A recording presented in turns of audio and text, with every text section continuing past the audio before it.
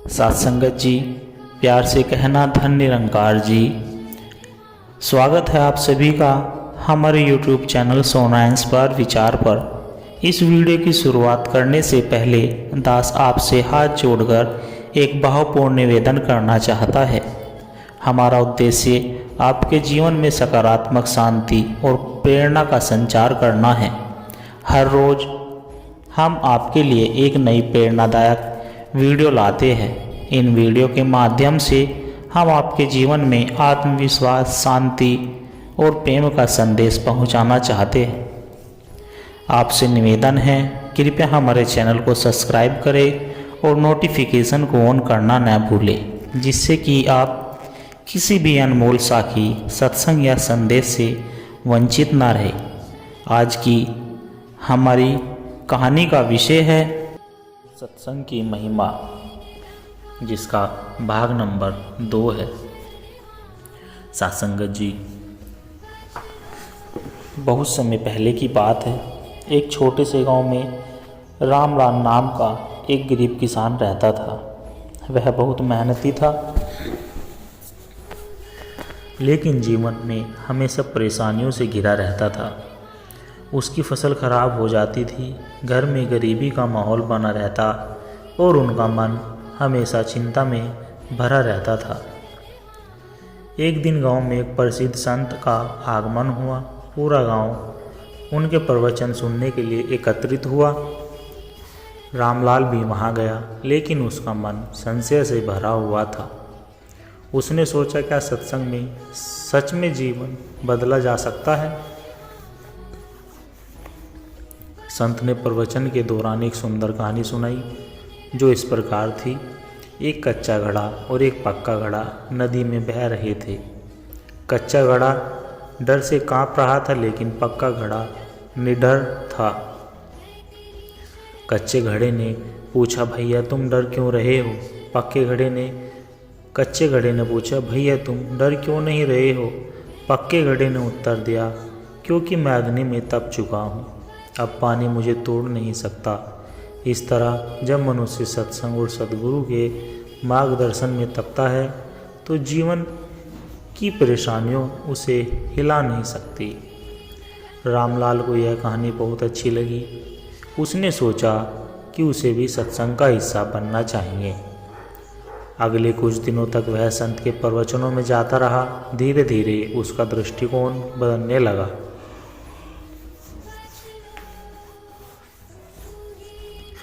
रामलाल ने संत के उपदेशों को अपने जीवन में अपनाना शुरू किया।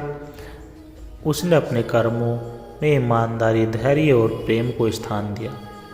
पहले जहां वह छोटी छोटी बातों पर क्रोधित हो जाता था, अब वह ध्यानपूर्वक समस्याओं का समाधान खोजने लगा। कुछ महीनों बाद उसकी मेहनत रंग लाई। फसल अच्छी हुई, घर की गरीबी दूर होने लगी और सबसे महत्वपूर्ण बात, उसका मन शांत हो गया। गांव के लोग भी उसकी इस सकारात्मक से प्रेरित हुए और सत्संग में जाने लगे। सत्संगत जी, यह कहानी हमें सिखाती है कि सत्संग सिर्फ प्रवचन सुनना नहीं, बल्कि उसे जीवन में अपनाना भी है। जब हम अच्छे विचारों, अच्छे कर्मों और आध्यात्मिक ज्ञान के साथ जीवन व्यतीत करते हैं, तो कोई भी परेशानी हमें हिला नहीं सकती। सत्संग की शक्ति से जीवन में सकारात्मक परिवर्तन अवश्य आता है। सत्संग से बढ़कर कोई मित्र नहीं और संत से बढ़कर कोई गुरु नहीं। सत्संगत जी, कर्म का चक्र। बहुत समय पहले की बात है। एक राज्य में राजा विक्रमादित्य का शासन था। वे न्यायप्रिय और दयालु राजा थे। उनके राज्य में सभी सुखी थे, लेकिन एक गांव में गरीब किसान माधव बहुत ही कठिन जीवन व्यतीत कर रहा था। वह ईमानदार और मेहनती था, लेकिन जीवन में कभी सफल नहीं हो पाया। एक दिन वह उदास मन से जंगल में गया। वहाँ उसे एक वृद्ध साधु मिले। माधव ने उन्हें प्रणाम किया और कहा, महाराज, मैं दिन रात मेहनत करता हूँ, फिर भी सफलता नहीं मिलती, ऐसा क्यों? साधु मुस्कुराकर बोले, यह सब तुम्हारे पूर्व जन्म के कर्मों का फल है, लेकिन यदि तुम अच्छे कर्म करते रहोगे तो आने वाला समय अवश्य सुधरेगा।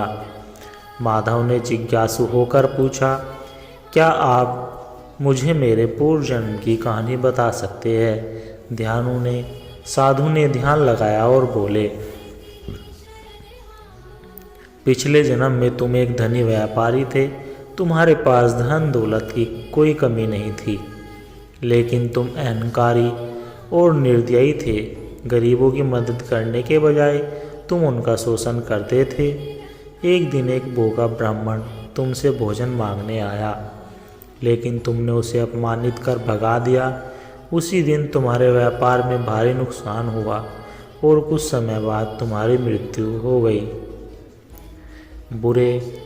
अपने बुरे कर्मों के कारण इस जन्म में तुम गरीब किसान बने हो, लेकिन यदि इस जन्म में तुम अच्छे कर्म करोगे तो दयालु बनोगे और किसी का दिल नहीं दुखाओगे तो अगला जन्म सुखद होगा।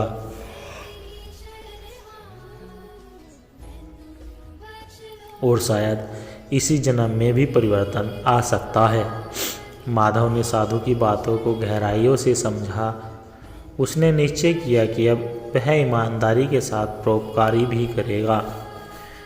उसने अपनी थोड़ी सी फसल में से कुछ हिस्सा भूखों को दान दे दिया। गांव में जो लोग परेशान थे उनकी यथासंभव मदद करने लगा। धीरे धीरे उनका समय बदलने लगा। उसकी फसलें पहले से बेहतर होने लगी।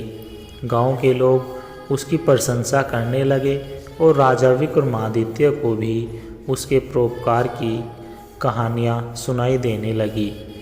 एक दिन राजा गांव में आए और माधव की ईमानदारी और परोपकार से प्रभावित हुए। उसे अपने दरबार में एक महत्वपूर्ण पद दिया। अब माधव के जीवन में समृद्धि आ गई और उसने यह समझ लिया कि कर्म ही मनुष्य का असली भाग्य बनाता है। साधुसंगत जिस कहानी से हमें यह शिक्षा मिलती है कि हमारे जीवन में जो भी अच्छा या बुरा होता है वह हमारे कर्म का ही फल होता है, लेकिन यदि हम सच्चे मन से अच्छे कर्म करें तो भाग्य को बदला जा सकता है। कर्म का चक्र घूमता रहता है, लेकिन जो सच्चे मन से अच्छे कर्म करता है वह अवश्य सुख प्राप्त करता है। साधुसंगत जी, कर्मों का खेल। हमारा जीवन एक रहस्यमय यात्रा है और इस यात्रा में जो कुछ भी हमारे साथ होता है वह हमारे कर्मों का परिणाम होता है। प्राचीन शास्त्रों में कहा गया है, जैसा करोगे वैसा ही भरोगे। यह संसार कर्मों का एक विशाल खेल है जहाँ हर कार्य का प्रतिफल अवश्य मिलता है। साधुसंगत जी, आज के इस विस्तृत प्रवचन में हम निम्नलिखित बिंदुओं पर चर्चा करेंगे, जैसे कर्म का अर्थ और परिभाषा, कर्म के प्रकार, कर्म और भाग्य का संबंध, कर्म का फल कब और कैसे मिलता है, पिछले जन्मों के कर्म और उनका प्रभाव, कर्मों से मुक्ति का मार्ग, एक प्रेरणादायक कथा सारांश। साधुसंगत जी, संस्कृत में कर्म शब्द का अर्थ होता है कार्य या क्रिया। यह हमारे विचारों, शब्दों और कार्यों से मिलकर बनता है। भागवत गीता में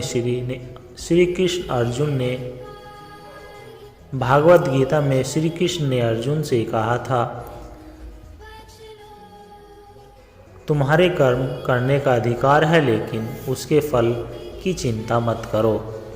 इसका तात्पर्य यह है कि कर्म ही हमारे जीवन का आधार है और जो भी हम करते हैं उसका प्रभाव हमारे जीवन पर अवश्य पड़ता है। हिंदू धर्म और योग दर्शन में कर्मों को 3 भागों में विभाजित किया गया है। नंबर 1 संचित कर्म, नंबर 2 प्रारब्ध कर्म, नंबर 3 क्रियात्मक कर्म। अक्सर लोग सोचते हैं कि भाग्य ही सब कुछ तय करता है, लेकिन सच्चाई यह है कि भाग्य भी कर्मों के आधार पर बनता है। यदि कोई व्यक्ति बीज बोता है तो उसमें समय पर पानी और खाद देने होंगे। यदि वह मेहनत करेगा तो फसल अच्छी होगी। यदि कोई व्यक्ति गलत कार्य करेगा तो उसका बुरा परिणाम उसे भविष्य में अवश्य मिलेगा। इसलिए भाग्य कर्मों का ही परिणाम है। हम आज भी जो कुछ भी है वह हमारे पुराने कर्मों का परिणाम है, और हम जो आज करेंगे वह भविष्य का भाग्य बनाएंगे। कई बार लोग यह सवाल पूछते हैं कि मैंने अच्छे कर्म किए फिर भी मुझे कष्ट क्यों मिल रहा है, या बुरे लोगों को सुख मिल रहा है। इसका उत्तर यह है कि कर्मों का फल, जैसे ही हम कोई कर्म करते हैं उसका परिणाम तुरंत मिल जाता है। यदि कोई आग में हाथ डालता है तो वह तुरंत जल जाएगा। कुछ कर्मों का फल कुछ समय बाद मिलता है, जैसे यदि कोई किसान बीज बोता है तो उसे फसल के लिए कुछ समय इंतजार करना पड़ता है। कुछ कर्मों का फल अगले जन्म में मिलता है, जैसे यदि किसी को जन्म से ही कष्ट या सौभाग्य प्राप्त हुआ है वह पिछले कर्मों का ही फल हो सकता है। हिंदू धर्म में पूर्ण जन्म और कर्म का गहरा संबंध बताया गया है। यदि कोई व्यक्ति पिछले जन्म में अच्छे कर्म करता है तो उसे इस जन्म में अच्छे अवसर मिलते हैं। जैसे यदि कोई व्यक्ति पिछले जन्म में एक दयालु राजा था तो हो सकता है कि इस जन्म में वह एक सम्मानित नेता बने।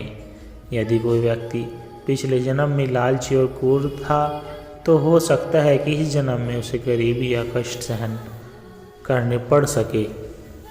इसलिए हमेशा अच्छे कर्म का चयन करना चाहिए ताकि भविष्य का जीवन सुखद हो।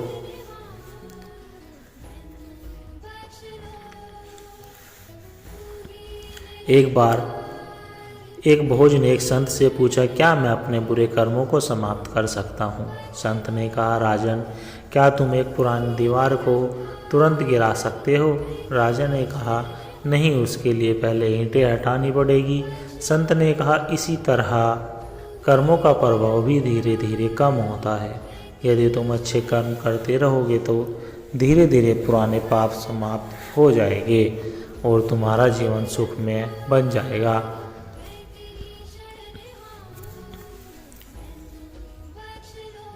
संगत जी, सत्संग विचार आत्मा की शुद्धि का मार्ग। सत्संग का अर्थ है सज्जनों की संगति, यानी यह उन लोगों के साथ रहना जो सत्य, धर्म और ईश्वर की ओर ले जाते हैं। सत्संग न केवल हमारे विचारों को शुद्ध करता है बल्कि हमारे जीवन को भी एक नई दिशा देता है। प्राचीन ग्रंथों में कहा गया है, सत्संगति किम न करोति पुषांग में, अर्थात सत्संग मनुष्य के जीवन में सब कुछ अच्छा कर सकता है। संस्कृत में सत का अर्थ होता है सत्य, ईश्वर, धर्म, और संग का अर्थ होता है संगति, साथ या जुड़ाव। इस प्रकार सत्संग का अर्थ हुआ सत्य, धर्म और ईश्वर की संगति। सत्संग केवल किसी गुरु के प्रवचन सुनना ही नहीं बल्कि अपने मन, विचार और कर्मों को भी शुद्ध करना है। जब हम ईश्वर के भक्तों, संतों और ज्ञानियों की संगति में रहते हैं तो हमारा मन भी उनके जैसा ही बनने लगता है। जब हम संतों, गुरुजनों या ज्ञानी पुरुषों के साथ बैठते हैं और उनके विचारों को सुनते हैं, जब हम गीता, रामायण, उपनिषद या अन्य धार्मिक ग्रंथों का अध्ययन करते हैं, जब हम ईश्वर के भक्तों से मिलते हैं, उनके साथ भजन कीर्तन करते हैं और उनकी सेवा करते हैं, जब हम अपने भीतर झांक कर आत्ममंथन करते हैं और सत्य को पहचानते हैं। जैसे जल में सत्संग का प्रभाव मन की शुद्धि, जैसे जल में गंगा मिलने से पवित्र हो जाता है, वैसे ही जब हम सत्संग में बैठते हैं तो हमारे विचार भी पवित्र हो जाते हैं। हमारे अंदर से बुरे विचार, क्रोध, अहंकार, ईर्ष्या और द्वेष समाप्त होने लगते हैं। सत्संग हमें यह सिखाता है कि जीवन में आने वाले दुख और सुख दोनों ही क्षणिक है। यह हमें सिखाता है कि सकारात्मक रहना ही जीवन की सच्ची विजय है। सत्संग हमें आत्मज्ञान, आत्मा, परमात्मा और जीवन के उद्देश्यों के बारे में सिखाता है। हम समझ पाते कि हम यह शरीर नहीं बल्कि एक आत्मा है जो ईश्वर का अंश है। गीता में श्री कृष्ण कहते हैं, सत्संग से विवेक जागृत होता है, विवेक से मोक्ष की प्राप्ति होती है। सत्संग हमें यह सिखाता है कि हमारे कर्म ही हमारे भाग्य को बनाते हैं। यदि हम अच्छे कर्म करेंगे तो हमारा भविष्य भी अच्छा होगा। सत्संग भक्ति की पहली सीढ़ी है। भक्ति के बिना जीवन अधूरा है।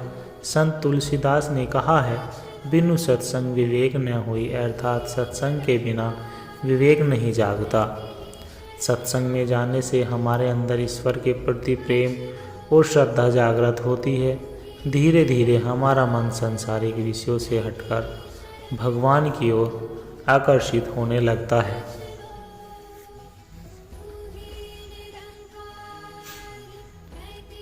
सत्संग की महिमा पर एक प्रेरक कथा। साधुसंगत जी, एक बार राजा जनक ने घोषणा की कि जो भी उन्हें आत्मज्ञान देगा वे उसे अपना गुरु बना लेगी। कई विद्वान आए लेकिन कोई भी उन्हें संतुष्ट नहीं कर सका। तभी अष्टावक्र ऋषि आए। वे शारीरिक रूप से विकृत थे लेकिन आत्मज्ञान से परिपूर्ण थे। दरबार में बैठे पंडित उनकी विकृति आकृति देखकर हंसने लगे। अष्टावक्र ने राजा जनक से कहा, राजन, ये लोग विद्वान नहीं हैं, ये केवल शरीर को देख सकते हैं, आत्मा को नहीं। यह आत्मज्ञान कैसे देंगे? राजा जनक समझ गए कि अष्टावक्र सच्चे ज्ञानी हैं। उन्होंने उनसे आत्मज्ञान मांगा। अष्टावक्र ने कहा, राजन, सत्संग ही सबसे बड़ा ज्ञान है। जब तक मनुष्य संतों की संगति नहीं करेगा तब तक उसका मन सांसारिक बंधनों में उलझा रहेगा, लेकिन जैसे ही वह सत्संग में आएगा उसकी आत्मा को शांति और मोक्ष का मार्ग मिलेगा। राजा जनक ने सत्संग का मार्ग अपनाया और परम ज्ञानी बन गए।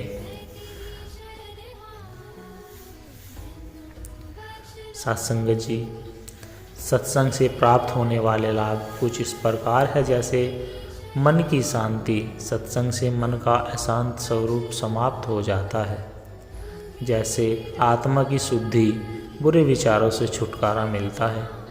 आत्मज्ञान, हम अपने असली स्वरूप का ज्ञान होता है। सद्गुणों की वृद्धि, अहंकार, क्रोध, लोभ, मोह से बचाव होता है। मोक्ष की प्राप्ति, जीवन का अंतिम लक्ष्य ईश्वर की प्राप्ति है। सत्संग जीवन को अंधकार से प्रकाश की ओर ले जाता है। यह हमें सिखाता है कि सच्चा सुख केवल बाहरी भौतिक वस्तुओं में नहीं बल्कि आत्मा की शुद्धि और ईश्वर की भक्ति में है। श्रीमद् भागवत गीता में कहा गया है, सत्संग से बढ़कर कोई तीर्थ नहीं और संतों से बढ़कर कोई मूर्त नहीं। इसलिए हमें जीवन में सत्संग को अपनाना चाहिए और सदैव सत्कर्मों के मार्ग पर चलना चाहिए। यह हमारे जीवन की सच्ची सफलता है। सत्संग करो, मन को पवित्र करो और ईश्वर की भक्ति में लीन हो जाओ। यही जीवन का सबसे बड़ा धन है। सच्चे ज्ञान की खोज। साधुसंगत जी, प्राचीन काल में विद्रोह नाम का एक प्रसिद्ध स्मर्द राज्य था। इस राज्य में राजा महाराजा शिवानंद बहुत ही न्यायपूर्वक और बुद्धिमान शासक थे। उनके राज्य में प्रजा सुखी थी, धन धान्य की कोई कमी नहीं थी। लेकिन स्वयं राजा के मन में एक अजीब सी बेचैनी थी। राजा अक्सर सोचते, मैं धन, वैभव और ज्ञान को प्राप्त कर लिया, लेकिन मुझे अब भी सच्ची शांति क्यों नहीं मिली है।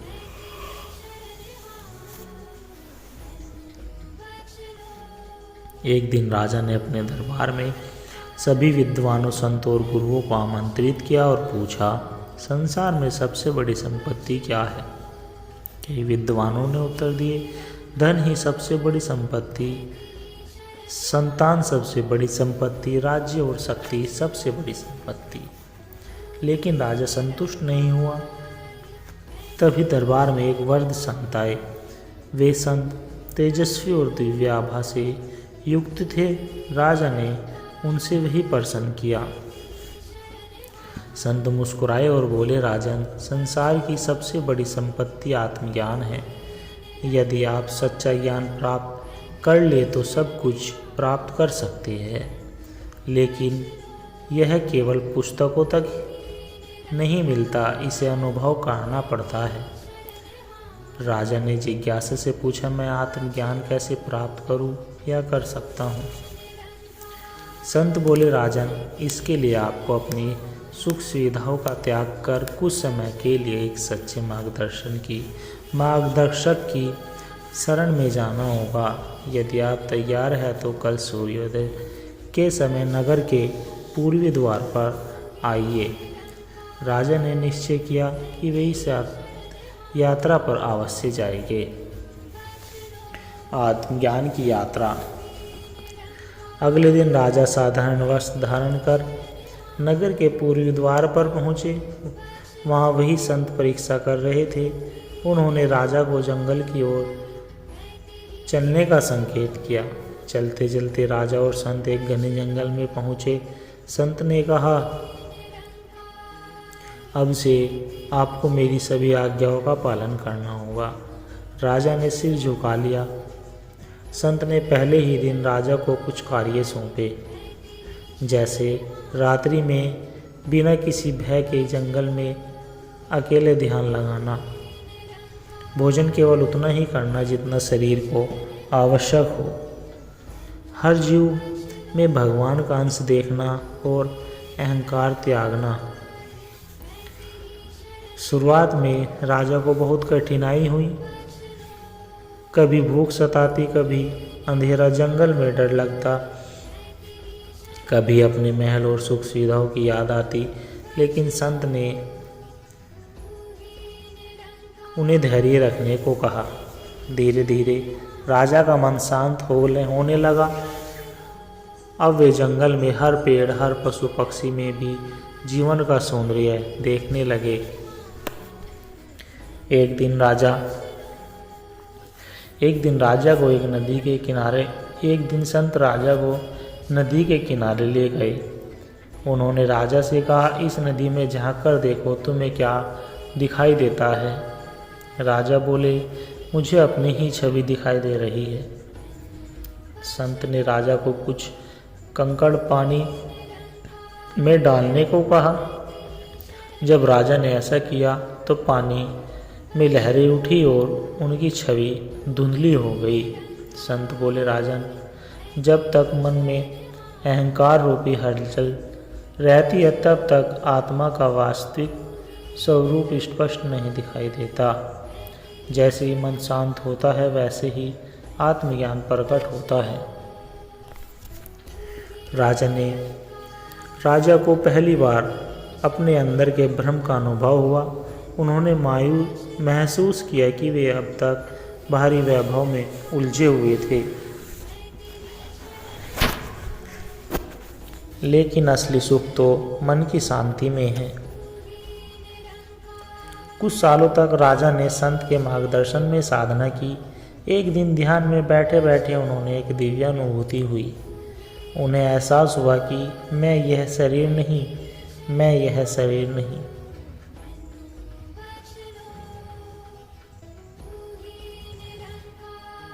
मैं यह नाम और पदवी नहीं, मैं एक अंश हूँ उस दिव्य सत्ता का जिसे लोग ईश्वर कहते हैं। उस दिन से राजा पूरी तरह बदल गए। वे अपने राज्य लौटे तो पहले की तरह सत्ता और ऐश्वर्य का मोह था। अब वे निस्वार्थ भाव से अपनी प्रजा की सेवा करने लगे। उन्होंने निश्चय किया कि वे हर महीने कुछ दिन सत्संग और ध्यान में बिताएंगे और लोगों को भी आत्मज्ञान का महत्व समझाएंगे। सत्संगत जी, इस आध्यात्मिक कहानी विचार से हमें यह शिक्षा मिलती है कि सच्ची शांति बाहरी चीज़ों में नहीं बल्कि आत्मज्ञान में है। अहंकार ही मनुष्य को अज्ञान के अंधकार में रखता है। संत और गुरुओं का सानिध्य हमें सच्चा मार्ग दिखाता है। ध्यान और साधना